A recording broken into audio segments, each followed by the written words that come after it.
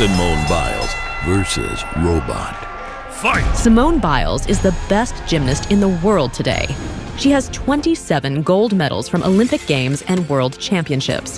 One of Biles' most famous exercises, which is also named after her, comprises 2 flips in a fully stretched position, combined with a half twist in the air before landing. When she's at her peak, no human can beat her. But what about robots? A robot is a machine comprising electronic and mechanical components that can perform actions independently. Robots are built to perform complex tasks, and some of them make our lives easier. Most of them cannot do gymnastics. But is there a robot that can beat Simone? Let's test 3 robots whose abilities are suitable for this task. Round 1. The first candidate who'll try to beat her is an engineered jumper.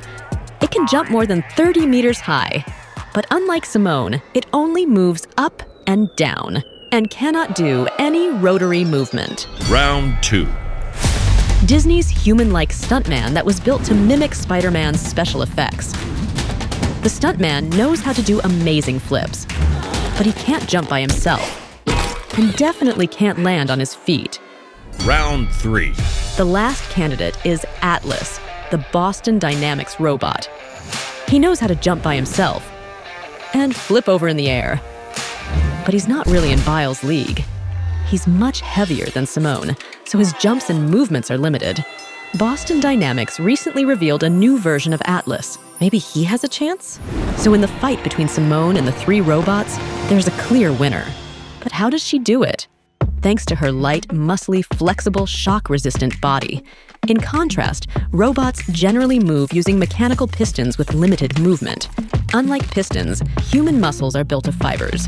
With the help of tendons, they allow contraction and stretching flexibility and shock resistance. But perhaps the human advantage will change in the future? Scientists are already developing robots with muscle-like components that will give them the mobility of humans. They are also developing mechanical motors from lighter materials so that future robots will weigh less, require less energy to move themselves. We can assume that in the future, robots will be able to do gymnastics better than any human. But by then, Simone will have probably retired.